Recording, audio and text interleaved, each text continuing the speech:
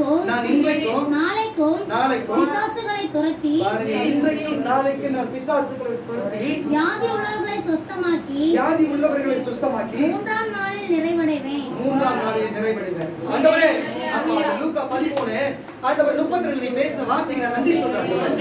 ஆண்டவரே, அப்பா நான் பேச யார் ஆண்டவர் இது குறித்து?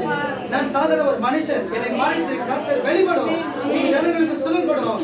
என் நாமம் அல்ல, உன் நாமம் மகிமைப்படுவதாக. எல்லா தடை கட்டுகள் கைது போகட்டும், பிசாசின் தலைகள் நசுக்கப்படட்டும். இயேசுவின் நாமத்தால் பிதாவே. மறுபடியும் 33 வசனத்தை வாசிங்க சேர்த்து. இன்றைக்கும் நாளைக்கும் 33 இன்றைக்கும் நாளைக்கும் நல்ல கேளுங்க. இன்றைக்கும் நாளைக்கும் மறுநாளைக்கும் நான் நடமாட வேண்டும். எருசலேமுக்கு புறம்பே ஒரு தீர்க்கதரிசியும் மடிந்து போகிறதில்லை என்று நான் சொன்னதான நீங்கள் போய் அந்த நரிக்கு சொல்லுங்கள். ஹல்லேலூயா, ஹல்லேலூயா. நல்ல கவனித்து இதை கொஞ்சம் கவனித்து கேட்க வேண்டும். கர்த்தர் முன்பு எனக்கு ஒரு சொப்பனத்தை காண்பித்து அந்த சொப்பனத்தின் வழியாக கர்த்தர் ஒரு சில காரியங்களுக்கு வெளிப்படுத்த விரும்புகிறார். ஹல்லேலூயா. அதை நம்புகிறவர்கள் விசுவாசிக்கிறவர்கள் ஏற்றுக்கொள்வீர்கள். அது விசுவாசிக்காக போனாலும் எனக்கு ஒன்றும் சம்பந்தம் இல்லை. ஏன் இதை சொல்றேன்னு சொன்னா, கர்த்தர் எங்களை அனுப்பினது மீன்களை பிடிக்கத்தான். ஒரு சொப்பனத்தை காண்பித்தா ஒரு சேரா இருக்கிற தண்ணி இருந்த இடம் பற்றி போய் இருக்கிறது. 5 மீன் இருக்கிற இடத்துல நல்லா கவனிக்கணும். இதுதான் கவனிக்கணும். 5 மீன் இருக்கிற இடத்துல பாத்தீங்கன்னா 50 மீன் இருக்குது. அப்ப சேரா இருக்கிற இடத்துல மீன் எப்படி இருக்கும், தீனி அதுக்கு எப்படி கிடைக்கும், நல்லா புரிஞ்சுங்க. சரி, மீன் இருக்குது என்று சொல்லி அதுக்கு தீனி போடவோ அதை போய் பிடிக்கவோ ஏதோ ஒரு காரியத்தை கர்த்தர் என்ன உள்ளே அனுப்புகிறார். நல்லா கேளுங்க. அது அழுக்கான இடமா இருக்கிறது. அது சேரனா கருப்பான சேர், செம்மண் சேர்ல கருப்பான சேரா இருக்குது. உள்ள போகிற அது எல்லாமே பாத்தீங்கன்னா முதல்ல ஒரு மீன் ஆயிருக்கு. முதல்ல இருக்கு, எல்லாமே கிடைக்குது, வலி தெரியுது. ஆனா காயங்கள் இல்ல, ரத்தம் வரல. உங்களுக்கு புரிகிறதான்னு தெரியல. கர்த்தர் சொல்லுகிற காரியம் என்று சொன்னா தவறு எடுத்துக்க கூடாது. இங்க நிலப்பரப்பு கம்மி செம்மஞ்சேரியில, ஆனா ஜனத்தொகை அதிகம். 5 மீன் இருக்கிற இடத்துல 50 மீன் இருக்குங்களா? அதுக்கப்புறம் இதெல்லாம் சாதாரணமா மீன் பிடிச்சா கையில மாட்டிக்கிற மாதிரி இல்லை, எல்லாம் முதலே போஞ்சு. அது எது சொன்னாலும் எது கடித்தாலும் சரி, வலி அது உணரமோ ஒழிய நமக்கு ஜீவனோ இல்ல காயம் உண்டாகாது. அதை பிடிக்கதான் கர்த்தர் இந்த கூட்டத்தை வைத்திருக்கிறார்.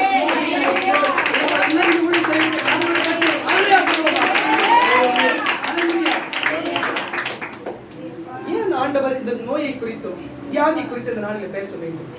நான் ஒன்று சொல்லுகிற இந்த நாளிலே யார் யார் நோய்வாய்ப்பட்டு இருக்கிறீர்களோ, யார் யார் வியாதிப்பட்டு இருக்கிறீர்களோ, சூனியத்தாலோ இல்ல மந்திரத்தாலோ இல்ல ஏவலாலோ இல்ல உங்களுடைய உடல் உபாதையினாலோ இயற்கை உபாதையினாலோ கர்த்தருடைய கோபத்தாலோ, ஆக மொத்தத்துல யாரு எந்த உபாதையில் இருக்கிறீன்னு தெரியாது. கொஞ்சம் கவனத்தோடு பரிசுத்தாவில இருங்க, அசதியா இருக்காதீங்க. அப்புறம் நான் பேர் சொல்லி அப்புறமேட்டு நான் கோபப்பட வேண்டிய சூழ்நிலை.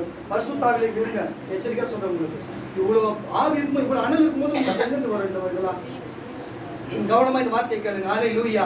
உங்களை பார்த்து கர்த்தர் சொல்லுகிறார், ஏன் இந்த நோயை குறித்தும் வியாதி குறித்தும் பேச வேண்டும்? நான் சொல்லுகிறேன், சிலருக்கு ரகசியமாய் சொல்ல முடியாத உள்ள பலவீனங்கள் இருக்கலாம். உங்களுக்கு ரகசியமாய் சொல்ல முடியாத எந்தெந்த காரியங்கள் இருக்கலாம். ஆனா இன்றைக்கு இயேசு சொல்லுகிறார், இன்றைக்கும் நாளைக்கும் உன்னை விடுவிக்கவே வந்திருக்கிறேன்.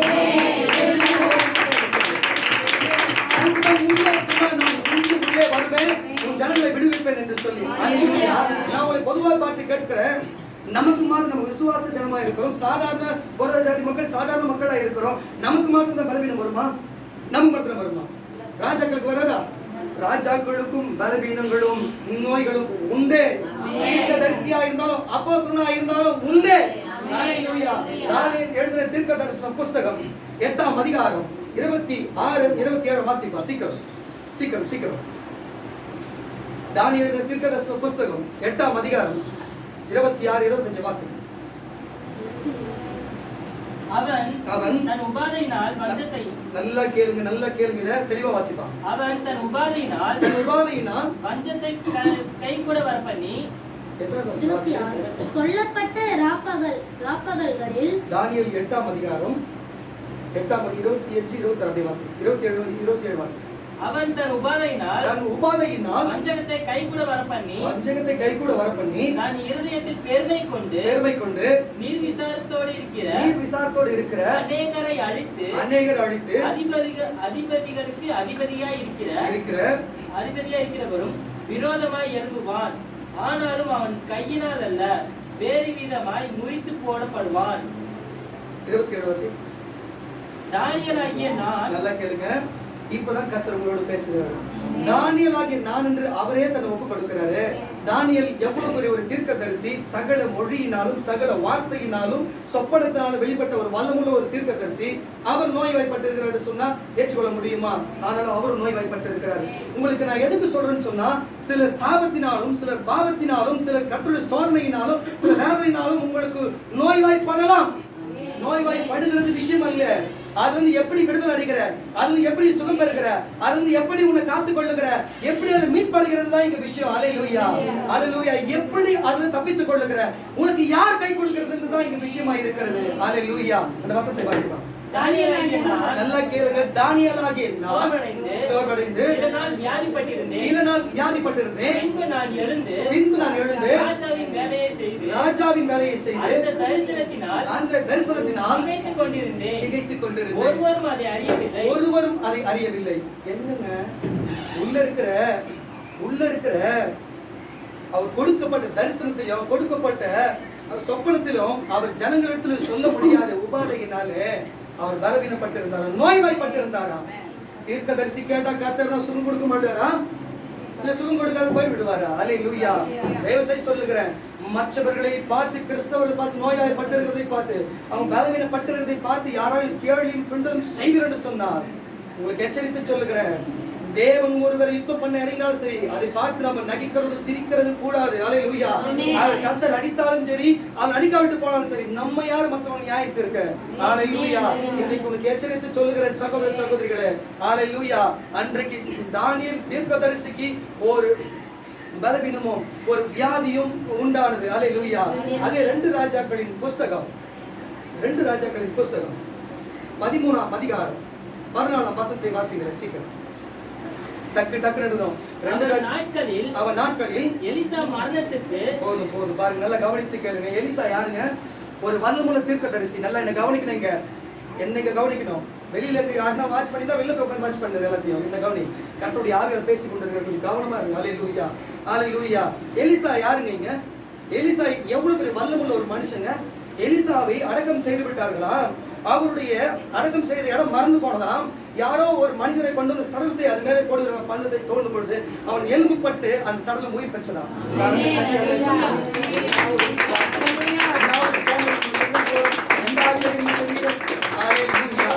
அப்படிப்பட்ட ஒரு வல்லமுள்ள ஒரு தீர்க்கதரிசி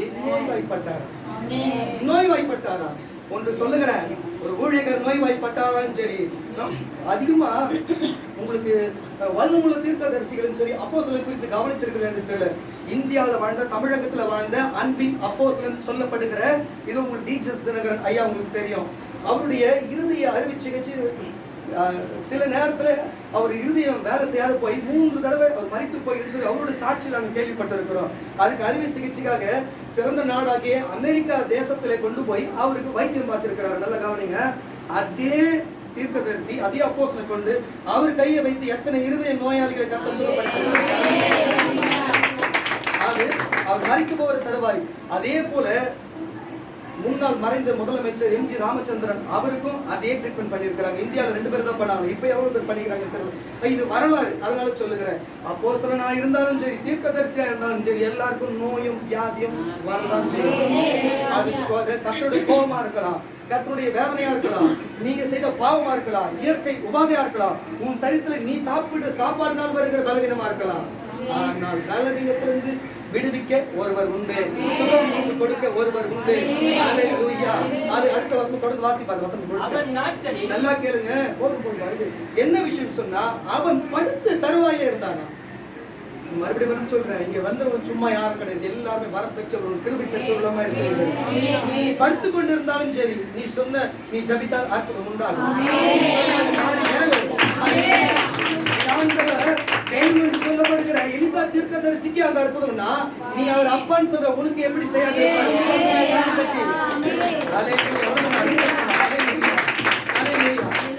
ஏன் தெரியுமா? அதே ராஜா வந்து என்னுடைய குதிரை வீரரே, என் ரட்சகரே, என் அப்பா என்று ஓடி வருகிறார். ராஜா ஓடி வந்து தீர்க்கதரிசியை பாக்குறையா? ராஜாவால முடியாதா? யுத்தத்துக்கு போய் ஜெயிக்க முடியாதா? ஏன் அவரால் நோய்கள் சுகப்படுத்த முடியும்? என்ன எல்லாமே செய்யப்பட ராஜாவால இருந்தாலும் தேவனுடைய மனுஷனாயிற்று. தேவன் அவரோடு பேசுகிறார் என்று சொல்லி யுத்த வீரனே குதிரை போர் சேவனே என்று சொல்லி அவர் பெருமை பாராட்டி ஓடி வந்து அவர் படுத்து இருக்கிறதை பார்த்து அவர் சொல்லுகிறார், இதோ என் ஆண்டவனே இப்படி இருக்கிறேன் என்று சொல்லி உடனே எலிசா அதை பார்த்து வில்லையும் அம்பையும் பிடித்து அவர் கையை வைத்து நீயே ஜெயிப்பா என்று கர்த்தர் வாக்குத்தத்தம் கொடுக்கிறார். அவன் நாட்களில் எலிசா மரணத்துக்கு ஏதுவான வியாதியாய் கிடந்தார். பாருங்க, மரணத்துக்கு ஏதுவான வியாதியாய் கிடந்தார்.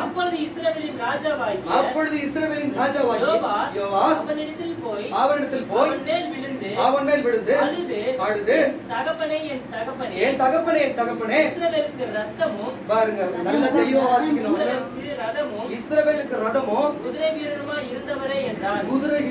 இருந்தவரே என்றார். ஏன் தெரியுமா? குதிரை வீரர்கள் தான் முன்னாடி போவாங்க, அவங்க முன்னாடி நிற்பாங்க. அவங்க போய் தான் மற்ற படைகள் எல்லாம், யானை படை மற்ற எல்லா படையும் வரும். அல்லேலூயா.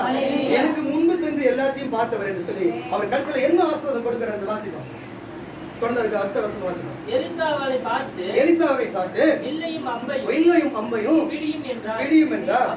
அப்படியே வில்லையும் அம்பையும் பிடித்துக் கொண்டார். அவன் இஸ்ரவேலின் ராஜாவை நோக்கி, இஸ்ரவேலின் ராஜாவை நோக்கி உம்முடைய கையை வில்லின் மேல் வையும் என்றார். உம்முடைய கையை வில்லின் மேல் வையும் என்றார். அவர் தன் கையை வைத்தபோது எலிசா தன் கையை ராஜாவுடைய கையின் மேல் வைத்து கிழக்கே இருக்கிற ஜன்னல் திறக்கவும் என்றார். அவன் அதை திறக்கும் போது எலிசா எய்யும் என்றான். அவன் எய்த போது அவன் அது கர்த்தருடைய ரட்சிப்பின் அம்பு. கரங்களை தட்டி அவன் சாகிற தருவாயில் இருக்கும்போது கர்த்தருடைய ரட்சிப்பின் அம்பு, கர்த்தரை காப்பாற்று, தேசத்தை விட்டு காப்பாற்று என்று சொல்லுகிறார். அதே பாருங்க, ஏசாயா எழுதின தீர்க்கதரிசன புஸ்தகம் 38ஆம் அதிகாரம் 1ஆம் வசனம் 2ஆம் வசனம் எடுத்து வாசிக்கலாம். ஏசாயா எழுதின தீர்க்கதரிசன புஸ்தகம் 38ஆம் அதிகாரம். அந்த நாட்களில் நல்லா கேளுங்க, பாருங்க, நல்லா கவனிக்கணும். ஏங்க ஒரு மரிச்சு போனா தேவனால் உயிர்ப்பிக்க வைக்க முடியுமா? முடியாதாங்க? முடியுமா? சரி, ஒருவனுடைய ஆயுசு நாட்கள் முடித்தா அவன் ஆயுசு நாட்களை கூட்டி கொடுக்க முடியுமா தேவனால? கம்மியா அவருக்கு கட்ட சொல்லுங்க. அந்த நாட்களில் எசேக்கியா வியாதிப்பட்டு மரணத்துக்கு ஏதுவாய் இருந்தான். போதும் பாருங்க, நீங்க யாரும் தலைப்பு எழுதுறவங்க தலைப்பு எழுதுறாம இந்த வியாதிக்காரன் வியாதியஸ்தன் சொல்லி எல்லாம் தலைப்பு எழுதுங்க. கர்த்தர் அது குத்தம் பேசுகிறாரு. ஏன்னு சொல்லுகிறேன்னு சொன்னா, தேவனுடைய வார்த்தை ஏசாயா தீர்க்கதரிசிக்கு உண்டாகி ஏசாயா போய் சொல்லுகிறார் இந்த வார்த்தையே எசேக்கியாவுக்கு. ஏன் தெரியுமா? எசேக்கியாவே, உன்னுடைய வேலை முடிந்தது. நீ உன் பிள்ளைகளுக்கும் உன் ஜனத்துக்கு என்ன செய்யணும் செய்து முடித்து விடு. உன் நாட்கள் ஆயுசு நாள் முடிந்தது. தேவன் சொல்லுகிறார் என்று அவர் சொல்லுகிறார். அவர் என்ன பண்ணிருப்பார்? ஐயோ, நான் தேவனுக்காக வாழ்கிற மனிதனே, நான் ஜபிக்கிற மனிதனே, எனக்கு ஏன் இப்படிப்பட்ட சூழ்நிலை என்று சொல்லி என்ன கர்த்தர் செய்தார்? நான் மறுபடியும் சொல்றேன், எனக்கு தேவன் சொன்னதுதான் என்னால சொல்ல முடியுமா ஒழிய எனக்கு நினைக்கிறதெல்லாம் பேசினா அது நடந்து விடாது. அல்லேலூயா. நீ உனக்குள்ள இருந்து தேவனை இப்பொழுது கூட நீ வேண்டுதல் செய்ய வேண்டும் சொன்னா, உன் வேண்டுதலையும் உனக்கு என்ன காரியமோ என்ன சொல்ல வேண்டும் என்று சொல்லி கர்த்தர் இங்கிருந்து சொல்ல வல்லம் உள்ளவராக இருக்கிறார். அவர் தீர்க்கதரிசியாக ஏசாயாவுக்கு சொல்லல, முழங்கால் படிவிட்டு தேவனுக்கு சொன்னாரு. தேவன் சொல்லுகிறார், மறுபடியும் ஏசாயாவே போய் அவரிடத்துல சொல்லு, 15 ஆண்டுகள் அவனுக்கு நான் ஆயுசு நாளை கூட்டி கொடுக்கிறேன். தேவன் எப்பொழுது எடுத்துக்கொண்டு அப்பதான் ஒரு அல்லேலூயா. நம்ம கேட்ட கர்த்தர் ஆயுசு நாளை கூட்டி கொடுக்கிற தேவனா இருக்கிறார். நம்ம கேட்ட எல்லாத்தையும் செய்கிற தேவனா இருக்கிறார். அதுக்கு ஒரு காரணத்தை வைக்கிறேன் சொல்லுவோம். இந்த யூடியூப் வழியாகவும் பேஸ்புக் வழியா பார்த்து கொண்டிருக்கிற சகோதரியே, உன்னை பார்த்து கர்த்தர் சொல்லுகிறார், நீ செய்கிற காரியம் சரியா? நீ சரியா? உன்னை கர்த்தர் எச்சரிக்கிறார். இன்றைக்கு உன்னுடைய ஆயுசு நாள் முடிகிற நாளா இருக்கிறது. நான் கர்த்தர் நாமத்தில் சொல்லுகிறேன். நன்றி ஆவியானவரே. கீழ்ப்படி கர்த்தருக்கு நன்றி ஆவியானவரே. வாசிப்பா வசனத்தை. அந்த நாட்களில் எசேக்கியா வியாதிப்பட்டு பாருங்க மரணத்துக்கு ஏதுவாய் இருந்தார். அப்பொழுது ஆமோசின் குமாரனாகிய ஏசாயா என்னும் தீர்க்கதரிசி அவரிடத்தில் வந்து அவரை நோக்கி வீட்டு காரியத்தை ஒழுங்குபடுத்தும், நீ பிழைக்க மாட்டீர் மரித்து போவீர் என்று பாருங்க, நீ பிழைக்க மாட்டீர் மரித்து போவீர் என்று கர்த்தர் சொல்லுகிறார் என்றார். தொடர்ந்து அதுக்கு அடுத்த வசனம் வாசிப்பா. அப்பொழுது 5வது வசனத்தை வாசிப்பா. நீ போ இப்போ எசேக்கியாவை நோக்கி உன் தகப்பனாகிய தாவீதின் தேவனாகிய கர்த்தர் சொல்லுகிறது என்னவென்றால் உன் விண்ணப்பத்தை கேட்டேன் கண்ணீரை கண்டேன் இதோ உன் நாட்களோ 15 வருடமாய் கூட்டுவேன். கரங்களை தட்டாதீங்க. ஜெபம் பண்ணதுக்காக எந்த தீர்க்கதரிசியை வைத்து எந்த தேசம் அழிக்கப்படும், எந்த தேசம் நொறுக்கப்படும் என்று கர்த்தர் சொல்கிறார். ஒருவேளை தேசத்தார்கள் உபவாசித்து கண்ணீர் விட்டு தேவனிடத்தை கேட்பார் என்று சொன்னார். கர்த்தர் நிறைவேற்ற வல்லவராக. போன வாரம் நீங்க இதை கேட்டுப்பீங்களா இல்லைன்னு தெரியல. ஜனத்துக்கு ஜன விரோதமாக, மாநிலத்துக்கு மாநிலமோ விரோதமாக எழும்பும் என்று கர்த்தர் சொன்னார். பாத்தீங்களா? குண்டு வெடிச்சுதா, இல்ல அது இயற்கையா நடந்ததா, இல்ல யாரும் சதிகாரங்க செய்தாங்களா அந்த நாட்டில தெரியல. ஆனா நடந்தது என்ன? அது நடந்ததுக்காக எல்லா அந்த நாட்டுக்காரங்களாம் சேர்ந்து அதுக்கு பாதிக்கப்பட்ட எல்லாத்தையும் நொறுக்க போய் சுத்தமாகி போகும்போது ரிசர்வ் போலீஸ் மிலிட்டரிகள் இறக்கப்பட்டது. அல்லேலூயா. எத்தனை பேர் மடிந்து போனார்கள்.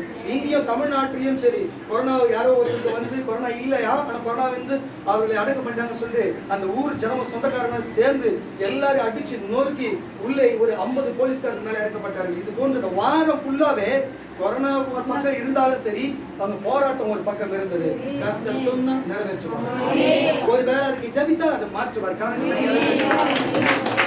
இப்போ நமக்கு முன்னோடியா வாழ்ந்த தீர்க்கதரிசிகளை குறித்தும் நமக்கு முன்னோடியா வாழ்ந்த ராஜாக்களை குறித்துமாய் கர்த்தர் இதுவரையுமாய் பேசி வந்தார். இதெல்லாம் பழைய ஏற்பாட்டு காலத்துல பிதாவுடைய காரியமாக இருந்தது. நான் உங்களுக்கு முன்பே சொன்னேன், நீ ஒரு சினிமா திரையரங்கத்துக்கு போனாலும் சரி, ஒரு 150 ரூபாய்க்கு டிக்கெட் வாங்கி கொண்டு தான் உள்ள போய் பார்க்க வேண்டும். நீ ஒரு உணவகத்துக்கு போனாலும் சரி, பில்லு கட்டி தான் சாப்பிட வேண்டும். நல்லா கேளுங்க, ஒரு தேவைக்கு நீ பூர்த்தி செய்ய வேண்டும் என்று சொன்னா அதுக்கு முன்னாடி எல்லாம் கொடுத்து தான் போக வேண்டும். நான் மறுபடியும் சொல்றேன், உன் வாழ்க்கையிலிருந்து உனக்கு உன் சரீரத்திலிருந்து நோயிலிருந்து சுகம் கொடுக்கவும், உனக்கு பிசாசிலிருந்து விடுதலை கொடுக்கவும், உனக்கு ரட்சிப்பு கொடுக்கவும் கர்த்தர் உனக்கு செய்வ இறங்கி வருவான் சொன்னா அதுக்கு நீ என்ன செய்யணும்?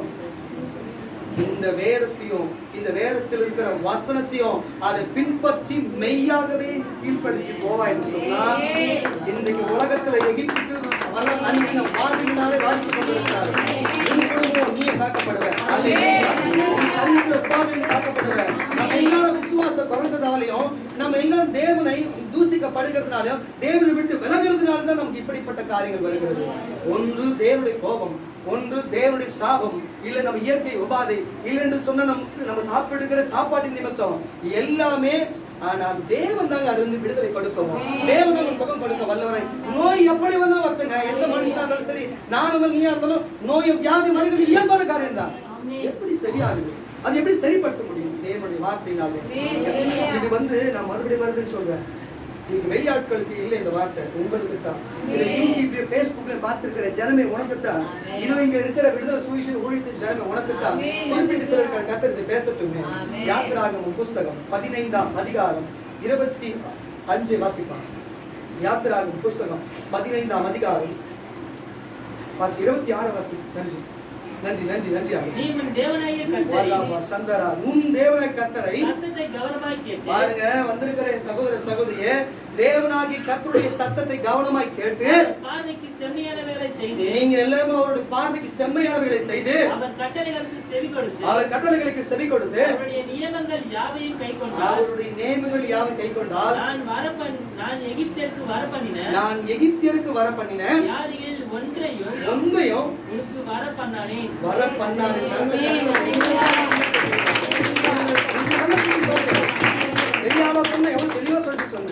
விசுவாசம். நான் மறுபடியும் ஒரு வார்த்தை சொல்றேன். இப்போ ஆண்டவரே, நீங்க விசுவாசிக்கிற மறுபடியும் சொல்றேன், இந்த விசுவாசிக்கிற அவங்க எப்படின்னு தெரியல, விசுவாசிக்கிறவங்களுக்கு இந்த பலன் உண்டாகும்.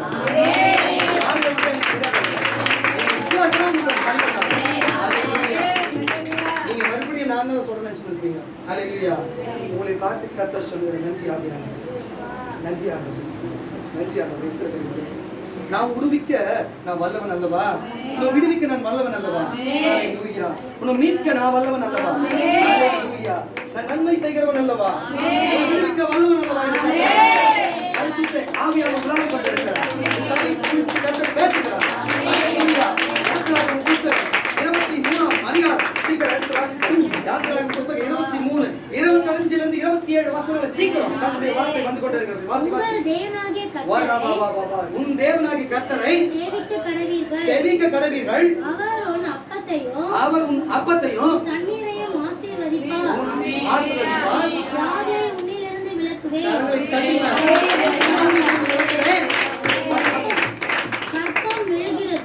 கர்ப்பம் விழுகிறதும் மலடும் உன் தேசத்தில் இருப்பதில்லை.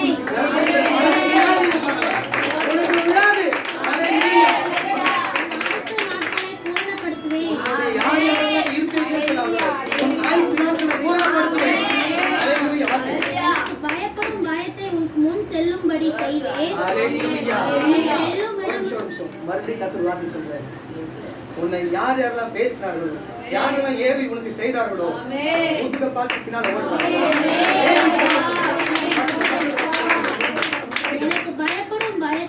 எனக்கு பயப்படும் பயத்தையும் உனக்கு முன் செல்லும்படி செய்வேன். நீ செல்லும் இடமெல்லாம் ஜனங்கள் எல்லோரையும் கலங்கடித்து உன் சத்துருக்கள் எல்லோரையும் முதுகு காட்ட பண்ணுவேன்.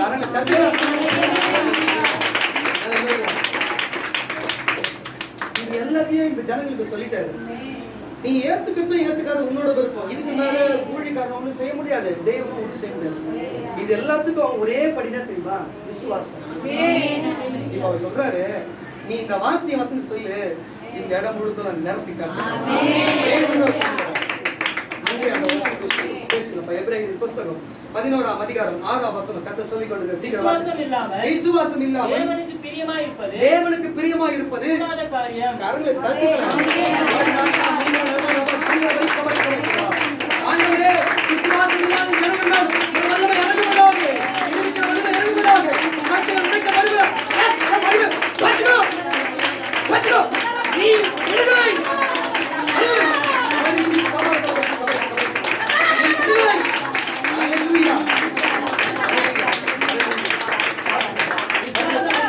விசுவாசம் இல்லாமல் தேவனுக்கு பிரியமாய் இருப்பது கூடாத காரியம். போதுமா? ஏனென்றால் தேவனிடத்தில் சேருகிறவன் அவர் உண்டென்றும் பாருங்க, நல்லா கேளுங்க, சொல்லுங்க பாருங்க. அவரை தேடுகிறவர்களுக்கு பலன் அளிக்கிறவர் என்றும்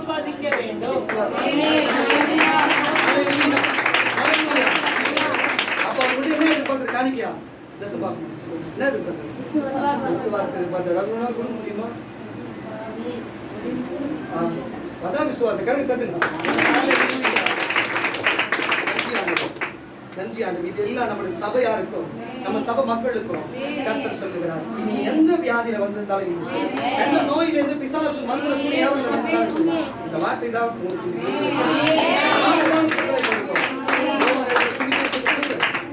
யோவான் சுவிசேஷ புஸ்தகம் 5ஆம் அதிகாரம் 3ஆம் வசனத்திலிருந்து 6ஆம் வசனம் வரை உள்ள வசனங்கள் வாசிக்கிறோம். சீக்கிரம். அவைகளிலே போதும். இது கேட்டுக்கொண்டிருக்கிற சகோதர சகோதரியே, உனக்கு கர்த்தர் வாக்குத்தத்தமும் கொடுத்தார். பழைய ஏற்பாட்டு காலத்திலே பெரிய தீர்க்கதரிசி வல்லமுள்ளவருக்கும் நோய் வந்தது. நோய் வர்றதுனால ஒன்றும் கவலை கிடையாது, உனக்கு கேவலமா நினைக்கணும்னு நினைச்சுன்னு போட்டோம், நீ தேவனுக்கு பிள்ளைதான் என்று இயேசுவா பேசுறார். இப்ப அதுல விடுவிக்க என் வார்த்தை தான் விஷயம் சொல்லிட்டாரு. இந்த வார்த்தை இந்த வசனத்தை தான் நீ கேட்கணும்னு சொல்லிட்டாரு. ஓகேங்களா? இதுதான் விஷயம். யாருக்கும் அது கொஞ்சம் கட் பண்ணி வார்த்தையும் கேட்கணும்னு சொல்லிட்டாரு. அப்போ இந்த வார்த்தைகளை கேட்டா, அவரை விசுவாசித்தா, தேவன் உலகத்திலே யாராலும் சுகப்படுத்தும் வியாதியா இருந்தாலும் சரி, சுகப்படுத்த முடியாத வியாதியா இருந்தாலும் சுகம் கொடுக்க அவர் வல்லவராக இருக்கிறார்.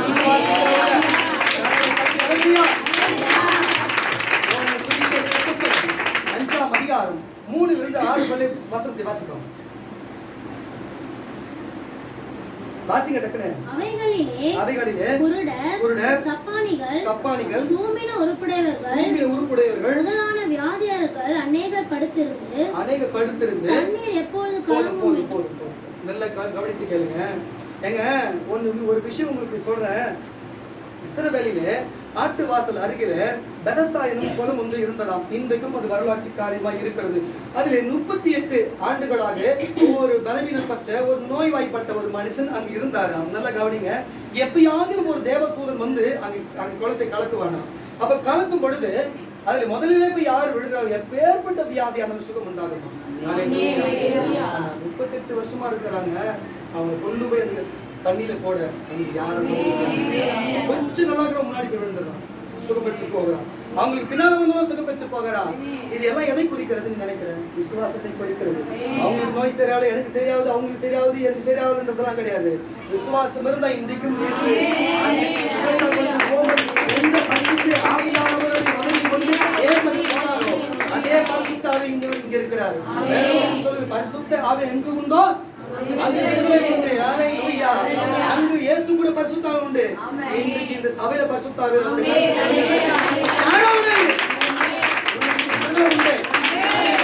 இயேசு வந்தாரா? இயேசு அவரை பார்த்து கேட்டாரா, உனக்கு என்ன செய்ய வேண்டும் என்று சொல்லி, எனக்கு சுகம் வேணும், எனக்கு உன்னில கூட யாரும் இல்லை என்று சொல்லி, படுக்கையை எடுத்துக்கொண்டு நட என்று சொல்லி ஒண்ணு சொல்றாங்க. இயேசு சொல்லுகிற ஒரே வார்த்தை தெரியுமா? முதல்ல என்ன ஏற்றுக்கொள்ளுங்க. நீங்க முதல்ல கருத்துக்கு சொல்லு. எப்படி சொல்றா? ஊழியக்காரனை ஏத்துக்கணும். தீர்க்கதரிசி அப்போஸ்தலன் சுவிசேஷனை ஏத்துக்கணுங்க. நம்மை ஏற்றுக்கொள்ளுகிறவன் என்னை ஏற்றுக்கொள்வான், என்னை ஏற்றுக்கொள்ளுவன் பிதாவை ஏற்றுக்கொள்வான், ஏற்றுக்கொள்வான்றாரு. சும்மா கிடையாதுங்க. அவர் வந்து ஜபிச்சா சரியாடும் நீங்க நினைக்கணும். அவர் தொட்டா சரியாடும் நினைக்கணும். அவர் ஒண்ணும் இங்க எதுவுமே செய்ய போறது கிடையாது. உள்ளகிற பரிசுத்தாவே தான் செய்ய போறாரு. அவருக்கு ஒண்ணும் இங்க மகிமை கிடையாது. இயேசுக்கும் பரிசுத்த ஆவியானவருக்கு நான் புரிஞ்சுக்கிறீங்களா? எல்லாத்துக்கும் என் தலையில வச்சு நான் போறது கிடையாது. உனக்கு விசுவாசத்தை கிட்ட வரும்போதே சரியாது நீங்க நினைக்கணும். நீங்க நினைக்கல எனக்கு அந்த விசுவாசம் அதனால எங்க நிக்க வச்சிருக்கேன். உங்களுக்கு விடுதலையும் சுகம் வேணும்னா ஊழியக்காரன் கிட்ட இயேசு வராரு, பரிசுத்தாய் வராருன்னு நீங்க நினைச்சாதான் அது விடுதலை. விசுவாசம் இல்லாம தேவனை தரிசிக்க முடியாதுங்க. விசுவாசம் இல்லாம தேவனை அவர் பார்க்க கூட முடியாது. விசுவாசம் தான் வேறதுக்கு காரணம். வசனத்தை அவைகளில் குருடர், சப்பானிகள், சூம்பின உருப்புடையவர்கள், முதலான வியாதிக்காரர்கள் அநேகர் படுத்திருந்து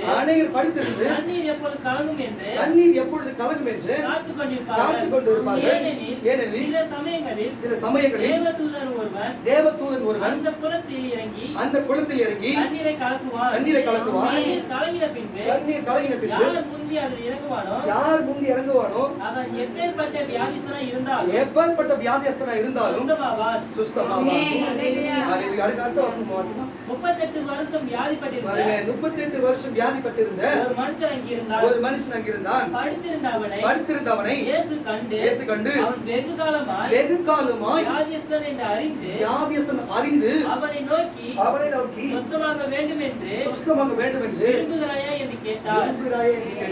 உங்களை பார்த்து கேட்கிறார், உனக்கும் நோய் இருந்து விடுதலையாக வேண்டுமா என்று கர்த்தர் கேட்கிறார். விசுவாசித்து நாங்கள் ஜபிக்கும் கூடி ஜபிக்கும் பொழுது உன் நோய்கள் எல்லாம் தீர்க்கப்படும். நல்ல கவனிங்க. இயேசு அவனை நோக்கி எழுந்திரு, படுக்கை எடுத்துக்கொண்டு நட என்றார். இன்றைக்கு நீங்க உங்கள் படுக்கையை எடுத்துக்கொண்டு நடக்க போகிறீர்கள். நன்றி ஆண்டவரே. மத்தேயு எழுதின சுவிசேஷ புத்தகம் 14ஆம் அதிகாரம் 14ஆம் வசனம். கர்த்தருடைய ஆவியை சொல்லிக்கொண்டு சீக்கிரம் வாசிப்போம். சீக்கிரம் மத்தேயு 14:14 சீக்கிரம். இயேசு வந்து திரளான ஜனங்களை கண்டு, பாருங்க, திரளான இங்க இருக்கிற திரளான ஜனங்களை கண்டு அவர்கள் மேல் மனதுருகி அவர் வியாதியஸ்தர்களையும் சுஸ்தமாக்கினார். செய்ய வேண்டிய ஒரு காரியம் விசுவாசம். இன்னொரு காரியம் இந்த வேதத்தின் வசனத்தை கேட்டு அதன்படி நடக்கணும். ஒன்று, இந்த வசனத்தை கேட்டு நடக்கணும். இயேசு தேவன் என்று நீ விசுவாசிக்கணும். இந்த ரெண்டு காரியங்களை நீ செய்வாய் என்று சொன்னால் உன் படுக்கை எடுத்துக்கொண்டு நீ நடக்கணும்.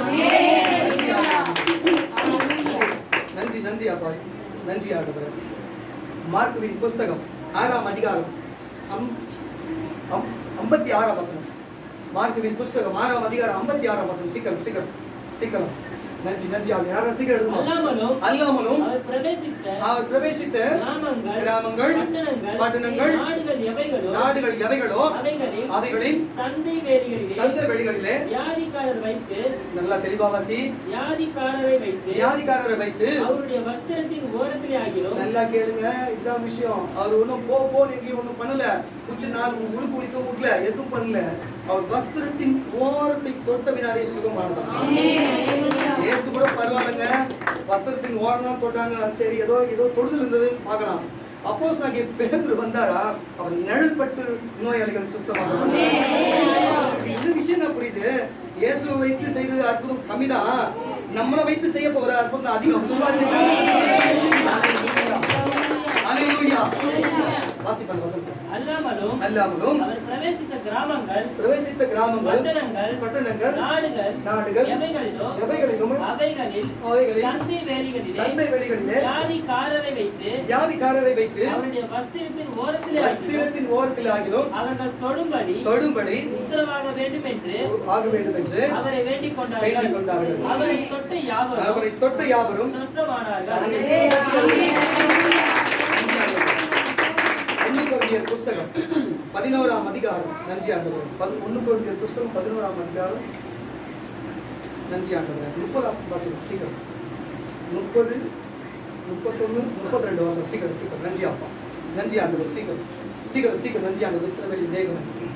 சீக்கிரம் 1 கொரிந்தியர் சீக்கிரம் வாசிப்போம். நன்றி ஆண்டவரே. 1 கொரிந்தியர் 11, 30, 32. இது நிமித்தம் உங்களில் அநேகர், பாருங்க அக்கா போது ஒரு நிமிஷம் இருந்தா நல்லா கவனிங்க. இது நிமித்தம் உங்களில் அநேகர் இங்க இருக்கிற எல்லாரும் பலவீனப்பட்டு நோய்வாய்ப்பட்டு வந்திருக்கிற, ஆனா உங்களை தெரிந்தவர்களும் உண்மை அறிந்தவர்களும் இன்னைக்கு நித்திராய் போயிருக்கிறார்கள். இன்றைக்கு நம்ம அப்படி வைக்கலங்க. ஆயுஷ் நாட்கள் கொடுக்க வல்லவர், கொடுக்க வல்லவர், நன்மை செய்ய வல்லவர்.